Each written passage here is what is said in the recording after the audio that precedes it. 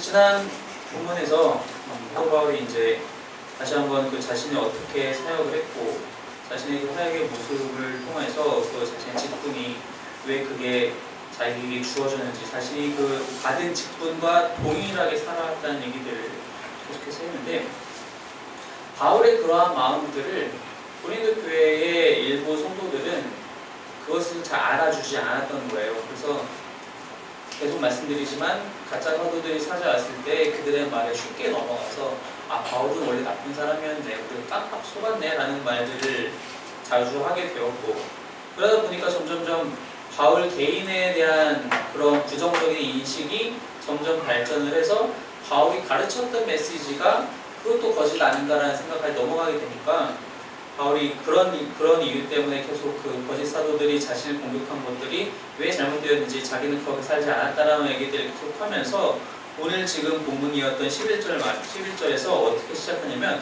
고린도인들이여 하면서 실제로 그 사람들을 불러요.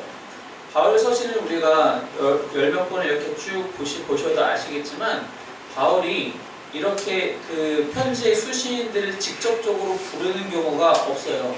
딱 세 군데밖에 없어요. 갈라디아서, 빌립보도, 그리고 여기가 그 곳인데 마음속에 어떤 그런 깊은 그런 감정이 불어났을 때 그때에 비해서 바울은 이렇게 그 수신인들을 불러요. 이복의 고린도인 사람들이요, 제발 내 말 좀 들어봐라 하면서 한번 부르는 거죠. 그 부르면서 뭐라고 얘기하느냐, 11절에 보니까 너희를 향하여 우리의 입이 열리고 우리의 마음이 넓어졌으니, 즉 사도 바울의 마음속에서 고린도인들이 차지하는 비중이 엄청 크다라는 거예요. 너희를 위한 우리의 마음이 이렇게 크다라는 얘기는 나 마음 넓은 사람이라고 자랑하는 게 아니라 우리 마음 속에서 너희들이 차지하는 그 비율이 엄청 크다는 얘기예요. 엄청나게 바울이 스스로가 난 너희들 지금 이만큼이나 아끼고 있어. 그런데 너희는 그렇지 않다. 그래서 12절에 뭐라고 얘기해? 너희가 우리 안에서 좁아진 것이 아니라 오직 너희 심정에서 좁아진 것이니라. 즉, 내가 너희들을 이만큼도 안 생각하는 게 아니라 너희들이 나를 그렇게 생각하는 거야. 나는 너희들을 이만큼 생각하고 내 마음에 이만큼 품고 있는데 너희들은 반대로 생각하지. 너희들은 내가 너희들 돈 떼먹고 너희들한테 거짓말하고 사기치고 그렇게 도망간 것처럼, 그래서 내 마음속에 너희들이 이만큼밖에 차지하지 않는다고 생각하지. 아니야. 그렇게 좁아진 건 너희들의 마음이지 내 마음이 아니야 라고 사도 바울이 그렇게 얘기를 하고 있는 거예요. 그래서 왜 그렇게 얘기를 하느냐, 사도 바울은 고린도 사람들을 자녀로 생각하고 있다는 겁니다. 그래서 13절에 내가 자녀에게 말하듯 하노니 보답하는 것으로 너희도 마음을 넓혀라. 내가 자녀에게 말하듯이 너희들한테 말하는 것이다. 너희들을 그냥 어리게 보고 너희들을 무시하는 발언이 아니라, 사도 바울은 자신이 생각하기에 고린도 사람들 뿐만이 아니라 다시 이제 지나온 모든 도시들에서 교회들이 생겨났을 때 그 성도들 한 사람 한 사람을 다 실제로 자신의 영적인 아이로 생각했다는 거예요. 우리가 이제 이 비유가 성경 안에서 자주 등장하잖아요. 해산하는 여인에 대한 비유.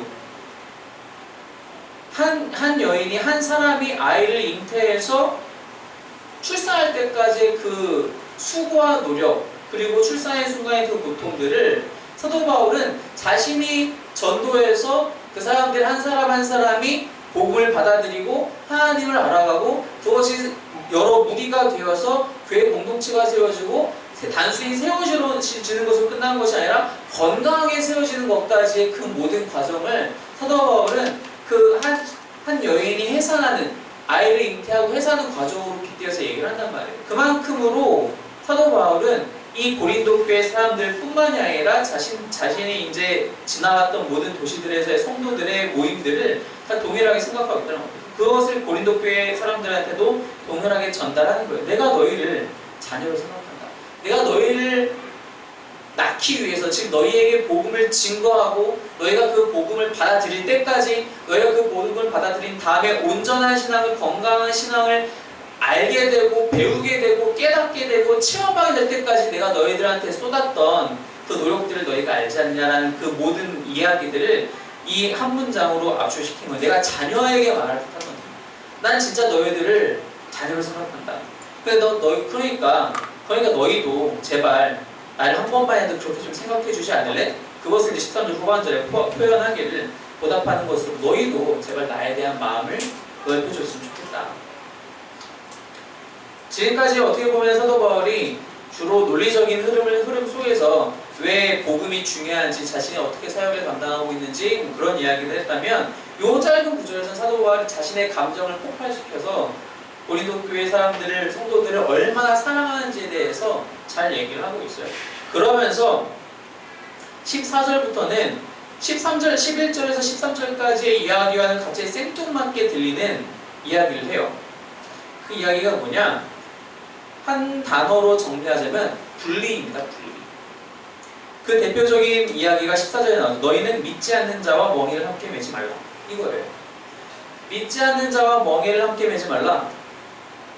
이게 도대체 무슨 얘기냐? 이게 구약에서 가면요, 제가 갑자기 정확하게 그 동물의 이름이 생각나지 않는데, 나귀하고 또 다른 동물하고 함께 이렇게 그 농기구 이름이 결이라고 하나요? 그거를 매지 말게 하라는 거예요. 그리고 우리가 밭을 갈 때 우리나라에서 이제 소를 주로 많이 사용하니까 소에다 이렇게 매고, 이렇게 쟁기를 매고 이렇게 밭을 갈잖아요.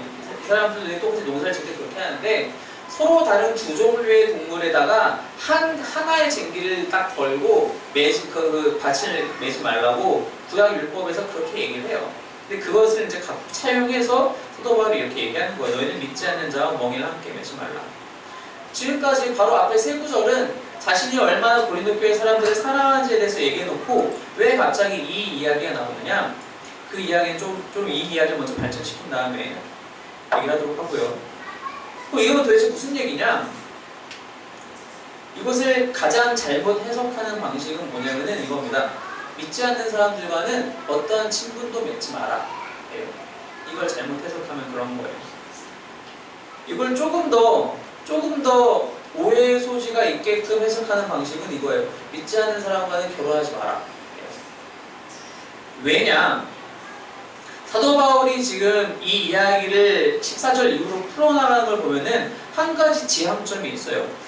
이게 이제 성경에서 주로 사용하는 표현들 중에 하나인데, 반복해서 얘기를 하는데, 그래서 그것이 한 가지 이야기를 하고 있다는 거예요. 14절부터 쭉 보시면, 너희는 믿지 않는 자와 멍에를 함께 매지 말라. 의와 불법이 어찌 함께하며 빛과 어둠이 어찌 사귀며 그리스도와 벨리알이 어찌 조화되며 믿는 자와 믿지 않는 자가 어찌 상관하며 하나님의 성전과 우상이 어찌 일치가 되리요. 결국 사도 바울이 한 가지 지향점으로 가고 있는 건 16절의 그 얘기예요. 하나님의 성전과 우상이 어찌 일치가 되리요. 왜냐? 고린도 교회에 이러한 일들이 비일비재했었다라는 거예요.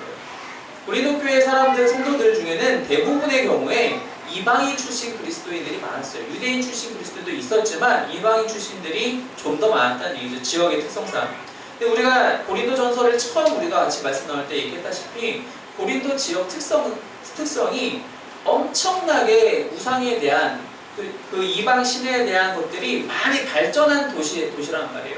이 지역이 이제 그 항구도 있고 사람들이 많이 모이는 곳이었기 때문에 이 사람 저 사람들이 여기서 저기서 다 모이는 바람에 이 지역의 신도 갖고 오고 저 지역의 신도 갖고 오고 신전들이 널린 거예요. 그래서 그러한 배경 속에서 살아가다가 회심한 거예요. 그리스도인이 됐어요. 그러면 이제 완벽히 회심해서 온전히 하나님만 바라보아야 하는데, 몇몇 성도들은, 이방인 출신의 몇몇 성도들은 아직도 이것이 혼재되어 있었다는 거예요. 자신의 삶의 양식 속에서 나는 주일에는 교회도 가지만 평상시에 뭐 누가 부르면은 저기 뭐 아테네 신전도 가보고 뭐 아프로디테 신전도 가보고 제우스 신전도 가는 거예요. 그 얘기를 지금 하고 있다는 겁니다. 그래서 16절에 계속해서 뭐라고 얘기하냐면, 우리는 살아계신 하나님의 성전이라. 그러면서 이제 구약을 또 이제 인용해서 레위기와 출애굽기 등등을 인용해서 얘기하는데, 그게 이제 16절 중반부터 나오죠. 내가 그들 가운데 거하며 둘을 행하여 나는 그들의 하나님이 되고 그들은 나의 백성이 되리라. 그러므로 너희는 그들 중에서 따로 있고 부정한 것을 만지지 말라. 내가 너희를 영접하여 너희에게 아버지가 되고 너희는 내게 자녀가 되리라. 전능하신 주의 말씀이니라. 왜 이런 일들이 벌어졌냐면은, 그들은 이방인 출신의 성도들은 그 배경에서 살다 보니 그것이 생활이 된 거예요. 그러니까 무슨 뜻이냐면은, 예배만 안 드리면 되는 거 아니야? 라고 생각하는 거예요. 이방신, 즉 우상의 신전에 가가지고 거기서 내가 직접 제주가 되어서, 즉 제사의 그 메인 주인이죠. 제주가 되어서 내가 직접 예배만, 제사만 안 드리면 되는 거 아니야? 라고 잘못 생각했다는 거예요. 당시 고린도 지역에는 어떤 게 흔했었냐면은, 예를 들어서 어떤 식당에 가면은 이제 테이블들이 대부분 12 정도 자리로 세팅이 되어 있어요. 딱 감이 오죠. 무슨 뜻이냐? 12신들의 자리들로 세팅을 하는 거예요. 그러니까 이것을 신의 식탁처럼 이제 묘사해서 사람들이 거기서 모여서 이렇게 같이 식사를 하게끔 하게 된다는 거죠. 어떤 유력한 사람이 예를 들어서 자기의 손님들을 초대해요. 그럼 초대를 하면 그런 세팅을 마련을 해요. 그런 세팅을 마련해서 신들의 이름을 거기에 다 이제 적어 놓는 거예요. 그래 놓고 이제 그렇게 해서 이제 모이잖아요. 그럼 나는 우상의 이방 신전에 간 게 아닌데 그냥 친구가 초대해서 간 건데 거기에 가서 그런 자리에 가서 식사를 하게 되면은 그 자리에 이제 기록이 되어 있는 그런 우상들에게, 이방 신들에게 기도하면서 그 식사가 이루어져요. 근데 그런 것들은 괜찮다라고 생각하는 고린도 교회 성도들이 많았다라는 거예요. 왜? 자기들은 늘상 그렇게 살아왔으니까 그냥 이건 사회생활이야 라고 생각한다라는 거예요. 저 사람이 나랑 정말 친한 친구인데 아직 교회는 다니지 않지만 같이 밥 먹자는데 뭐 밥 먹으면 되지, 이렇게 생각했다라는 거예요. 쉽게. 물론 밥 먹는 건 당연히 괜찮겠죠. 근데 그것으로 끝나는 게 아니라 그 안에서는 그 우상들에게 기도하고 예배의 형식들이 들어가 있는 그런 교제 모임들이 많았었다는 거죠. 바로 그것 때문에 사도 바울이 이 이야기를 다시 꺼내고 있다는 것입니다. 왜냐? 그 가짜 사도들이 와서, 그 가짜 사도들은 우리가 계속적으로 얘기했다시피 그 사람들은 유대주의자, 율법주의자였어요. 즉 예수만 믿으면 안 되고 율법도 철저히 지켜야 되는데, 율법이 얘기하는 게 뭡니까? 율법이 얘기하는 거는 절대로 우상을 섬기면 안 돼요. 그죠? 십계명에 그렇게 나와있잖아요. 절대로 우상 숭배는 절대로 안 되고, 뭘 만들어도 안 되고, 그 우상의 모습을 만들어도 안 되고, 당연히 거기 가서 제사 지내고 절하면 당연히 안 되는 거고. 근데 그런 사람들이 바울을 봤을 때는 너무 그 규제가 헐거운 거예요. 바울을 보기에는. 바울을 보니까 바울은 다 괜찮다잖아요. 로마서 뭐 고기 먹으면 어때? 괜찮아. 고기 마음껏 먹고 싶으면 먹는 거지 뭐. 그러니까 그 사람들이 보기에는 그렇게 들리는 거예요. 바울의 이야기가. 우상숭배 그런 거 뭐 괜찮아. 신경 안 써도 돼. 이렇게 생각까지 들리는 거예요. 근데 반대로 이방인 출신들이 바울을 봤을 때는 어떻게 보이냐면은 너무 갑갑한 거예요. 이것도 못하게 하고 저것도 못하게 하고. 그러니까 바울의 메시지의 그러니까 바울이 전하는 이야기는 뭐였냐면은, 너희가 고기를 먹더라도, 그 고기 문제로 고린도전서에서 나왔었는데, 고기를 먹을 때 너희가 시장에서 고기를 사갖고 와가지고 집에 와서 요리해 먹는 거고 누가 뭐라고 그러냐, 괜찮다. 그러나 그것을 신전에 참여해서 거기서 제사 드리고 함께 먹는 고기는 안 된다라고 사도 바울이 얘기한다는 거죠. 근데 그것을 이방인 출신들이 봤을 때는 그렇게까지 해야 되나? 뭐 어디서 먹어도 뭔 상관이야? 그냥 같이 가서 부르는데 초청했는데 가서 먹으면 되지. 그들이 보기에 바울은 너무 얽매이는 것이고, 유대주의자들이 보기에는 바울은 너무 헐거운 것이고, 그러니까 양쪽 지역에서 계속 욕을 먹는 거예요. 그래서 사도 바울이 그래서 그 얘기를 다시 하는 겁니다. 내가 얘기한 거는 명확하다. 즉 하나님의 성전과 우상이 어찌 일치가 되겠느냐. 너희가 어떻게 하나님께 예배한다고 해놓고 그들의 예배에 들어갈 수 있느냐. 그거는 정확하게 구별을 해야 된다는 거예요. 사회생활 할 수 있죠. 친구들이 초대했을 때 같이 밥 먹을 수 있어요. 그러나 그 안에 우상에 대한 예배의 요소가 있다면 너희들이 그것을 과감하게 배제해야 한다. 그 얘기를 하는 거예요. 그러면서 17장 1절에 와서 그런즉 사랑하는 자들의 이 약속을 가진 우리는 하나님을 두려워하는 가운데서 거룩함을 온전히 이루어 육과 영의 온갖 더러운 것에서 자신을 깨끗하게 하자. 바울이 봤을 때 더러운 것은 무엇이냐? 정결하지 않는 것은 무엇이냐? 거룩하지 않는 것은 무엇이냐? 바로 하나님 외의 것을 예배하는 거예요. 자신은 예배한다고 생각하지 않았는데 사실은 그게 예배라는 거라는 것을 너희들이 고린도 교회 사람들이 알아야 한다고 사도 바울이 얘기하고 있다는 겁니다. 그 부분을 사도 바울은 정확하게 얘기하고 싶은 거예요.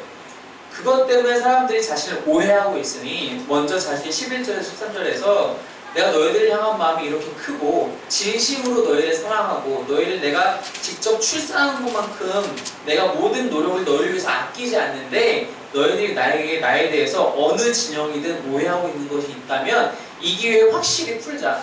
나는 한 가지가 확실하다. 내가 한 가지 확실한 것은 하나님의 성전과 우상은 절대로 일치될 수 없다는 것 그거 하나니까 너희가 그 기준을 정확하게 잡았으면 좋겠다. 그렇게 얘기를 한다는 거죠.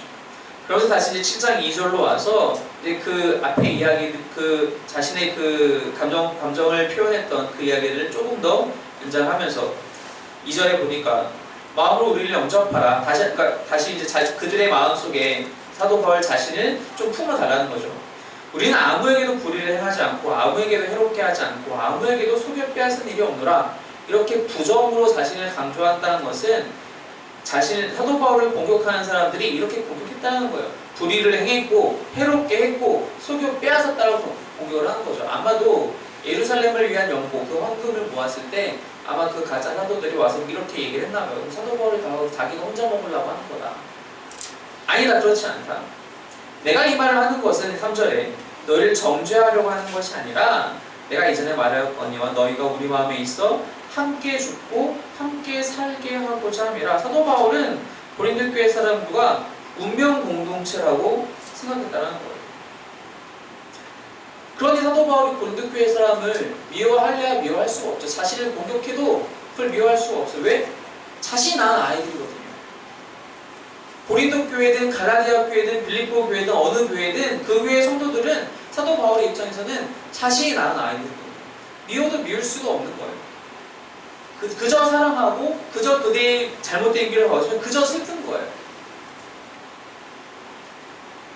그러면서 4절에 나는 너희를 향하여 담대한 것도 많고 너희를 위하여 자랑하는 것도 많으니 내가 우리의 모든 환난 가운데서도 위로가 가득하고 기쁨이 넘치는구나. 이게 그 사도 바울의 정확한 마음이라는 겁니다. 그들을 이 모든 자신이 영으로 낳은 모든 사람들을 향한 그 마음이라는 겁니다. 아무리 그들이 자신을 공격하고 해도 사도 바울은 그들이 건강하게 신앙생활하는 것들을 계속 기억하고 있어요. 너희를 위해서 자랑할 게 너무나 많다. 너희가 지금까지 어떻게 회심했고 어떻게 복음대로 살아왔고 내 가르침을 잘 기억했고 또 그대로 살려고 노력했으며 그렇게 해서 점점점 성장했던 것들을 난 다 기억한다. 그게 나한테는 기쁨이 되고 내가 어떠한 환난 속에 있어도 누가 나를 핍박하고 나를 어느 곳에서 쫓아내고 내가 40대가 맞는 태형에 처해지고 나를 누가 막 재판에 넘기고 하더라도 난 그게 나에게 위로가 되고 그것이 나에게 기쁨이 된다 라고 얘기를 한다고 합니다. 우리도 살아가면서 보면은 이런 일들이 많아요. 무슨 뜻이냐? 지금 우리가 살아가면서 이 14절의 이야기를 문자 그대로 받아들여서 믿지 않는 사람과 어떠한 연결고리도 만들지 않고 살아간다고 생각을 하면은 사실 살 수가 없어요. 믿지 않는 사람들을 만나지도 말아야 되고 내 가게에 손님으로도 받으면 안 되고 나랑 같이 일하는 동료로도 파트너도 삼을 수도 없고 뭐 결혼은 당연한 거고요. 아무것도 할 수 없어요. 믿는 사람들만 모여가지고 우리끼리 서로 주고받고 서로 뭐 팔고 사고 결혼하고 그렇게 해야 돼요. 물론 실제로 그렇게 하는 사람들이 있긴 있어요. 너무 거기에 문자적으로 매몰돼가지고 그렇게 하는 사람들이 있긴 하죠. 극단적인 사람들이. 근데 우리는 그렇게 살 수가 없다는 거예요. 왜? 사실 성경에서도 이미 그렇게 살지 않았어요. 출애굽하던 그 이스라엘 사람들이 출애굽할 때 이스라엘 사람들만 출애굽하지 않았거든요. 그 출애굽을 다시 가서 보시면 아시겠지만 이집트에 있는 사람들이 이 하나님이 진짜 하나님이구나라고 생각했던 사람들이 있었다라는 거예요. 그들이 유대인들과 함께 나가요. 이스라엘 사람들과. 그리고 이스라엘 사람들은 그들을 받아줘요. 그게 율법에 써 있어요. 어떻게 이방인들 중에서도 하나님을 섬기고자 하는 사람들이 있을 때 어떻게 해야 되는지에 대해서 나와 있어요. 근데 우리가 이제 와서는 믿는 사람들끼리만 만나야 된다고, 믿는 사람들끼리만 먹고 살고 사고 팔고 다 해야 된다고, 그렇지 않다는 겁니다. 그럴 수 없다는 거. 그렇게 한다면은 우리는 예수님께서 마지막에 우리에게 주신 말씀조차도 지킬 수가 없어요. 땅 끝까지 가서 복음을 전파해야 되는데 우리 그럴 수가 없어요. 우리가 사는 동안에 상당히 다양한 사람들을 만나죠. 믿는 사람, 믿지 않는 사람, 거짓말만 하는 사람, 정직한 사람, 뭐 돈이 많은 사람, 돈이 없는 사람, 배운 사람, 못 배운 사람, 많은 사람들 만납니다. 우리가 그러한 사람들을 구별해요. 우리의 마음속 기준으로 구별을 해요. 어떤 기준일지 모르겠어요. 우리가 각자들은 사람을 마주할 때 그런 기준들이 다 있다라는 겁니다. 그런데 우리가 해야 될 것은 무엇이냐면은, 단지 믿지 않는다고 해서 나와 완전히 동떨어진 사람으로 놓고 선을 긋고 하는 것이 아니라, 그 사람들에게도 여전히 우리는 복음을 증거해야 될 대상이 되고, 그 사람들에게도 여전히 사랑을 전달해야 되는 그런 사명이 이미 우리는 앞에서 봤다라는 거예요. 이미 앞에서 우리는 사도 바울이 화목하게 하는 직책이 얼마나 소중한 것이고 그 직책이 우리한테까지 넘어왔다는 것을 이미 다 설명을 했어요. 우리는 그렇기 때문에 믿지 않는다고 해서 그런 사람들과 선볼 수 없다는 겁니다. 그런 구별이 불필요하다는 거예요. 그러나 한 가지 확실히 우리가 분리해야 될 것은, 사도 바울이 주장하는 것처럼 우리가 무엇을 하나님과 대체시킬 수 있느냐, 그럴 수 없다는 거예요. 그거 한 가지는 확실히 지켜야 한다는 겁니다. 우상이 별게 아니에요. 우상 숭배가 별게 아니에요. 우리 집 주변에 제우스의 신전이 없다고 해서 괜찮아, 나는 이런 거랑 상관이 없다가 아니에요. 우리가 이 자리에 앉아있지만 내 머릿속에 꽉 차있는 생각이 돈이면 우리는 이 자리에 예배하고 있는 게 아니에요. 우리는 돈이 더 좋은 거예요. 영광이라는 히브리어 단어는 무거운 중량감을 뜻해요, 사실은. 그러니까 우리가 하나님께 영광을 돌린다는 얘기는 무슨 뜻이냐면은 하나님을 중요하게 무겁게 생각한다는 거예요. 근데 우리가 어느 순간 하나님을 향한 우리의 생각이 가벼워지고 그 안에 돈에 대한, 권력에 대한, 지식에 대한, 사람 관계에 대한 생각들이 점점점 무거워지는 순간 그게 우리에게는 우상 숭배가 된다는 거예요. 제우스를 섬기는 것이, 단군을 섬기는 것이, 저 얼마 전에 처음 들었어요. 단군을 섬기는 종교가 있더라고요. 뭐 부처든 뭐가 되었든 어떤 다른 종교를 섬기는 것만으로 우리가 우상 숭배를 제한시킬 수 없다는 겁니다.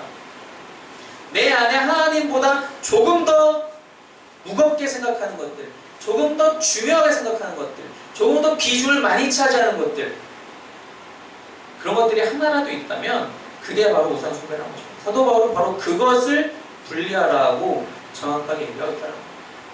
인간관계 할 수 있죠. 믿지 않는 사람과 얼마든지 맛있게 밥 먹을 수 있습니다. 믿지 않는 사람과 결혼도 할 수 있어요. 심지어 사도 바울도 그 얘기를 했어요. 믿지 않는 사람과 결혼한다 할지라도 그것 때문에 그 이유로 헤어지지 말라고 얘기도 하고 있어요. 그러나 그것 때문에 우리가 하나님을 가볍게 생각하게 된다면, 그런 만남들 속에서, 그런 관계들 속에서 다른 것들이 나에게 더 크게 내 마음속을 차지하게 된다면 그것을 분명히 막아야 한다는 것입니다. 그렇지 못한 사람은 우리가 성경에서 대표적으로 누구 알죠? 솔로몬이죠. 솔로몬이 수도 없이 많은 여인들과 혼인관계에 맺어요. 그리고 어떻게 돼요? 그래서 그 여인들이 갖고 온 모든 우상들의 잠식단입니다. 솔로몬 얼마나 축복받은 사람이었어요. 하나님께서 정말 축복을 부어주셨잖아요. 성전도, 자신의 성도 짓게 해주시고, 너 뭐 가질래? 뭐 갖고 싶으니까 심지어 물어보시기도 하시고. 근데 그 사람의 말년이 어떻게 됩니까? 다 그렇게 잠식되어서 결국 그 아들은 나라를 반으로 쪼개먹고, 이런 일들이 벌어져요. 우리가 어떻게 구별할 것인가? 우리 안에 하나님보다 조금이라도 내가 중요하고 무겁게 생각하는 것이 있다면 그게 바로 우상이라는 거예요. 사도 바울은 바로 거기에서 선을 긋기를 원한다는 것입니다. 그 외의 것들은 우리가 하나님의 사랑으로 사랑해야 하고 복음을 전달해야 되고 그 은혜의 흐름을 막지 않고 통해줘야 되는 대상이 되어야 한다는 것입니다. 바로 이러한 마음으로 살아가기를 소망합니다. 사도 바울이 그 마음으로 어느 도시에 가든지 이방인이든 유대인이든 그들 모두를 사랑하여 복음을 증거했던 것처럼, 그래서 그 해산의 고통을 마다하지 않고 이 교회들을, 이 성도들을 낳았던 것처럼 그 사랑으로, 그러나 한 가지서는 확실하게 하여 늘 이 사랑으로 살아가시는, 이 믿음으로 살아가시는 저 여러분이 되시기를 주님의 이름으로 축원합니다. 기도하겠습니다.